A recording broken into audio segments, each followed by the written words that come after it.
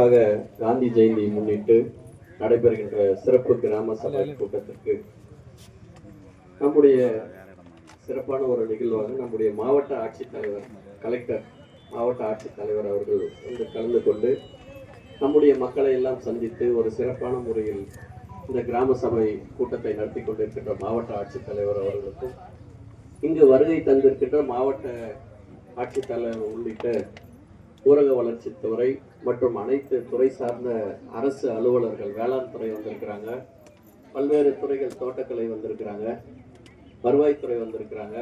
ஆக அத்தனை துறை சார்ந்த அதிகாரிகளும் நம்முடைய எலவம்பட்டி ஊராட்சிக்கு வருகை தந்து அன்பு சகோதரிகளை, தாய்மார்களை அமர வைத்து இது போன்ற கிராம சபை கூட்டத்தை நடத்த வேண்டும் என்பது தமிழ்நாடு முதலமைச்சர் தளபதி மு.க. ஸ்டாலின் அவர்களின் ஆணை.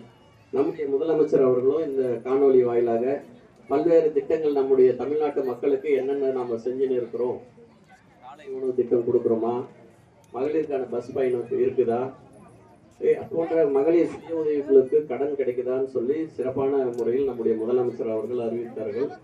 ஆக இது போன்ற பல்வேறு திட்டங்கள் நம்முடைய முதலமைச்சர் அவர்கள் சிறப்பாக இங்க பேசுகின்ற சகோதரி சௌந்தரி அவங்க பார்த்தீங்கன்னா பட்டா வேணும்னு கேட்டிருக்கிறாங்க, சின்ன வேணின்னு ஒருத்தர் வந்து பஸ் வேணும்னு கேட்டிருக்கிறாங்க. அப்புறம் ஒரு அக்கா வந்து தையல் மிஷின் கற்றுக் கொடுக்கணும், கற்றுக் கொடுக்கறதுக்கு தைக்கிறதுக்கெல்லாம் ஒரு இடம் வேணும்னு கேட்டிருக்கிறாங்க. குறிப்பா வள்ளுவர் நகர் பகுதியில் வந்து சுடுகாடு சாலை இல்லைன்னு சொல்லியிருக்கிறாங்க.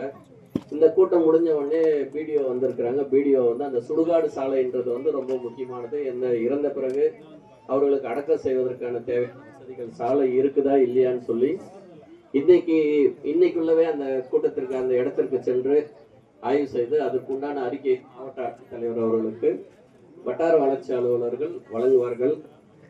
அதே மாதிரி பண்ணீங்கன்னா நம்முடைய பகுதியில் பார்த்தீங்கன்னா என்னோட ஒரு சில கருத்துக்களை சொல்றேன். குழந்தை திருமணம் அதிகமாக இருக்குது. குழந்தைங்களுக்கு வந்து பெண்களுக்கு வந்து கல்யாணம் பண்ணும்போது கல்யாண வயசுக்கு முன்னாடியே நீங்கள் கல்யாணம் பண்ணாதீங்க. ஏன்னா இப்போ நிறைய கேஸ் பார்த்தீங்கன்னா பத்திரிக்கை கூட போட்டுடுறாங்க. பத்திரிக்கை போட்டு அதிகாரி வந்துட்டாங்க, போலீஸ் வந்துட்டாங்க. இது எப்படின்னா கல்யாணத்தை மட்டும் கொஞ்சம் நடத்துற மாதிரி பாருங்க. ஏமா என்னம்மா வயசு, பொண்ணுக்கு 17 வயசு ஆகுது, இன்னும் ஒரு 6 மாதம் கம்மியாக இருக்குது நல்லா சொல்கிறாங்க.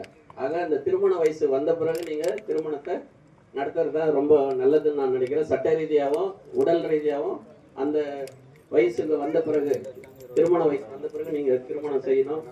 அதே மாதிரி பார்த்தீங்கன்னா குடிநீர் வந்து இந்த டெங்கு காய்ச்சல்லாம் இப்போ ஜிஹெச் கவர்மெண்ட் ஹாஸ்பிட்டலுக்கு வர அத்தனை பேஷண்ட்டு, நிறைய பேஷண்ட் பார்த்தீங்கன்னா காய்ச்சல் இருமல் தான் வராங்க. அதனால சுடுதண்ணியை நீங்கள் காய்ச்சி குடிக்கணும்.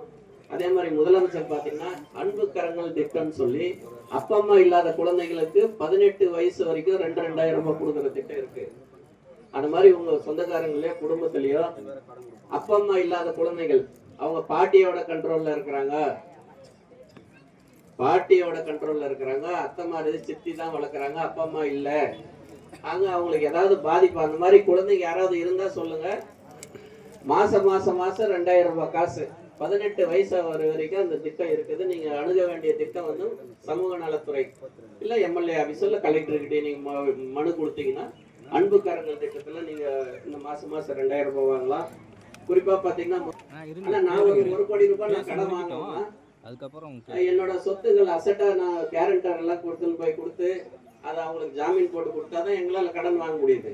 ஆனா எங்க தெருவில் இருக்கிறவங்க இல்ல எங்க வீட்டுல நம்ம எல்லாம் இருக்கிறாங்க, பேங்க் போய் வந்தோன்னா எங்களுக்கு 18 லட்சம் ரூபாய் வந்துக்குதுன்றாங்க, 10 லட்சம் ரூபாய் வந்துக்குதுன்றாங்க.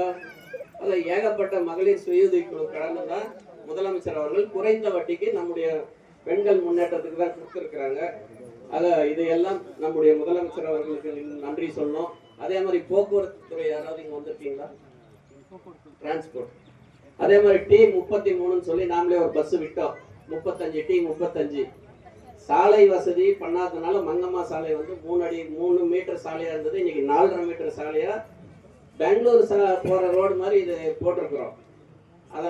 அதை மங்கம்மா சாலை போயிட்டு மைக்காமேடு வழியா நம்ம மைக்காமேடு அந்த டாமின் கிட்ட கூட ரோடு போட்டு வச்சுட்டோம். ஆக அந்த ரோடு போறதுக்காக பஸ் நிறுத்தி இருக்கிறாங்க. இது எங்களுக்கு கவனத்துக்கு தெரியப்படுத்தல. அந்த பஸ்ஸும் விரைவாக விடப்படும். ரெண்டாவது என்னன்னா மாவட்ட ஆட்சித்தலைவர் திட்ட அலுவலர்லாம் வந்திருக்கிறாங்க. அந்த தூய்மை பணியாளர் எந்த பஞ்சாயத்துக்கு போனாலே அவங்க அந்த பேட்டரி வண்டி கேட்குறாங்க. ஒரு பஞ்சாயத்து, இந்த பஞ்சாயத்து பார்த்தீங்கன்னா ஒரு 10 கிலோமீட்டர் சுற்றளவு வருது. ஆக அந்த பேட்டரி வெஹிக்கிள் குறைவா இருக்கின்ற பஞ்சாயத்துக்கு நிறைய பேட்டரி வெஹிக்கிள் தான் கேட்குறாங்க. அந்த சகோதரிகள் பார்த்தீங்கன்னா கொரோனா காலகட்டத்திலலாம் சிறப்பாக வேலை செஞ்சாங்க. அந்த தூய்மை பணியாளர்கள் அவர்களுக்கு 3600 ரூபா சம்பளத்திலிருந்து 5000 ரூபாயை உயர்த்தி கொடுத்திருக்கிறார் முதலமைச்சர் அவர்கள். இந்த எந்த பஞ்சாயத்துக்கு பேட்டரி வெஹிக்கிள் பத்தலையோ அதை உடனடியாக நம்முடைய திட்ட அலுவலரும் மாவட்ட ஆட்சித்தலைவரும் செய்து கொடுக்குமாறு கேட்டு, இந்த நல்ல வேலையில் சிறப்பான ஒரு கிராம சபை கூட்டத்திற்கு நாங்களே அரசியல் கட்சி சார்பாக இவ்வளோ பேரை சேர்த்தோம்னா கூட எங்களுக்கு கொஞ்சம் கஷ்டமாக இருந்திருக்கும். ஆனால் இன்னைக்கு இவ்வளோ சகோதரிகளை நாங்கள் பார்க்குறோன்னா ஒருத்தர் கால் மறுத்துனுக்குது எதிர்கோக இவ்வளோ சிரமப்பட்டு நீங்களும் உட்கார்ந்து இருக்கிறீங்க. ஆக உங்களுக்கு என்னுடைய நன்றி கலந்த வணக்கத்தை உரித்தாக்கி விடைபெறுகிறேன். நன்றி, வணக்கம்.